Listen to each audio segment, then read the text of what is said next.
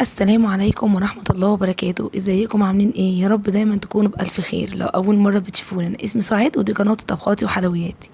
يلا بينا نعمل مع بعض أحلى وأسرع كيكة في الدنيا. كيكة الخلاط يا جماعة هنعملها في دقايق حرفيا. هتعمليها في دقايق وهتبقى حلوة جدا وهشة جدا جدا. طعمها تحفة اسفنجية قوي قوي قوي. امشي معايا على المقادير بالظبط، وان شاء الله تطلع معاكي احلى وانجح كيكه. يلا بينا نشوف انا عملتها ازاي. بس يا ريت ما تنسيش تحط لايك وتعملي اشتراك للقناه وتفعلي زر الجرس عشان يوصلك مني كل جديد. يلا بينا نسمي الله واقول لك الطريقه.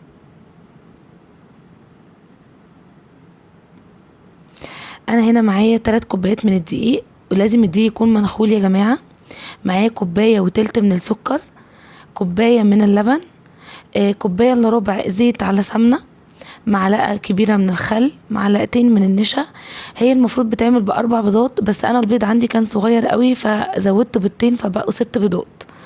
كيس كيك شيف وفانيليا. دلوقتي بقى هنجيب الخلاط. سوري يا جماعة، اول حاجة ان احنا بنعملها بنفتح الفرن على درجة حرارة 180 قبل ما نشتغل. وبعدين بنجيب الصينية اللي هنحط فيها الكيك، بندهنها كويس اوي بالسمنة، وبعدين بنبطنها بالدقيق.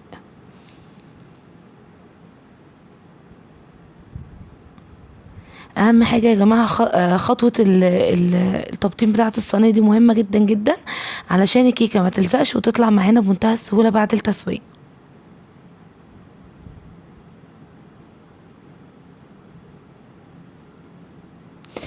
يلا بينا بقى نحط المكونات بتاعتنا كلها في الخلاط، وهنحط المكونات السائله بس. هنحط اللبن والزيت. انا يا جماعه لو حابه تعمليها هنا بالزيت بس مفيش مشكله خالص. انا بس حطيت نص كوبايه زيت وعليهم معلقتين كده من السمنه، وبس مش اكتر من كده.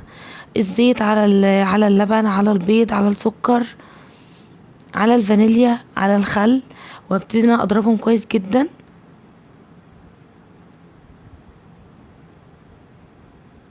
اهم حاجه انك تتاكدي ان السكر كله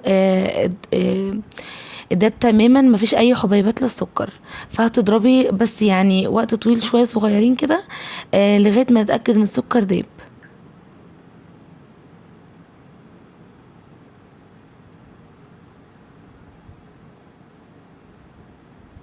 تمام كده، انا ضربت المكونات بتاعتي كلها مع بعض لغايه ما بقت سائله تماما، مفيش اي حبوبات سكر خالص.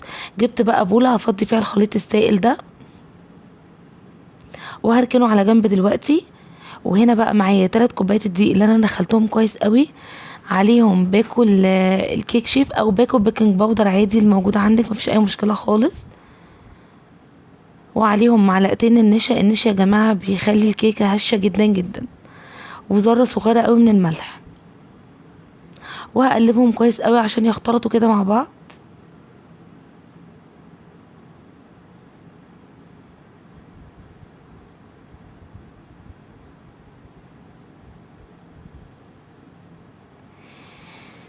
تمام كده، انا هنا بقى مش هضيف الدقيق كله، هضيفه شويه بشويه كده مع التقليب. والتقليب بيكون في اتجاه واحد يا جماعه. لو قلبنا كيكه يمين وشمال هتهبط مننا في الفرن، مش هتبقى حلوه خالص.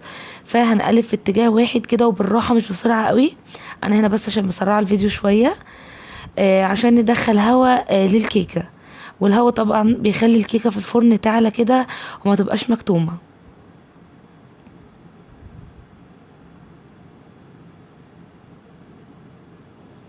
هنقلب بقى كل شويه دقيق هنحطهم، هنفضل نقلب لغايه ما الدقيق يدوب خالص، وبعدين نرجع نحط الشويه اللي وراهم، وهكذا لغايه ما نخلص كل مقدار الدقيق. عايزه اقولك ان المقدار ده مظبوط بالملي. امشي بس على الخطوات، وان شاء الله لو الكيكه بتفشل منك لا قدر الله هتطلعي احلى وانجح كيكه باذن الله بعد ما تجربي الطريقه دي.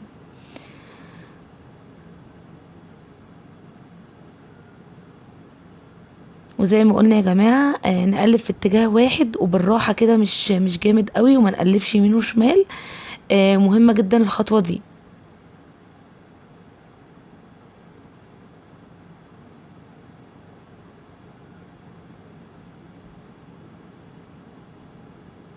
كده بقى نحط اخر شويه دقيق ونقلب لغايه ما يختفوا تماما، وبعدين كده تبقى تمام العجينه جاهزه جدا معايا.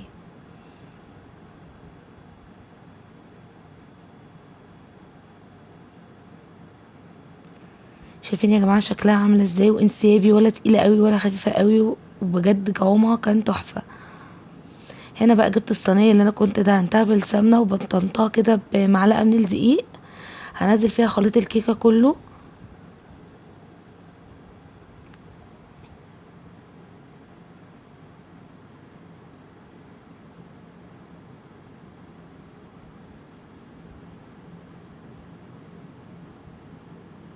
مهم بقى يا جماعه دلوقتي ان احنا نخبط الصينيه بتاعه الكيكه على الرخامه كده خبطتين تلاتة. طبعا هنزل مقدار الدقيق كله، مش هنسيب منه اي حاجه خالص ولا فتفوته. هنخبط كده الصينيه دقيقتين كده، يعني خبطتين تلاتة كده على الرخامه، عشان اي فقاعات تنزل لتحت وما تبقاش كيكه مفرغه قوي من جوه لما نقطعها بعد التسويه يعني. وهندخلها على درجة حرارة 180 لمدة من 30 ل 35 دقيقة. طلعيها وتختبريها بخلة أسنان أو بسكينة، لو طلعت نضيفة يبقى هي كده تمام وزي الفل. وده يا جماعة كان شكلها بعد التقديم. طبعا بنطلعها كده، بنسيبها لغاية ما تهدى خالص، بنغطيها في فوطة مطبخ تكون نضيفة يعني، ونغطيها نسيبها لغاية ما تهدى، وبعدين نقلبها عشان نقطعها.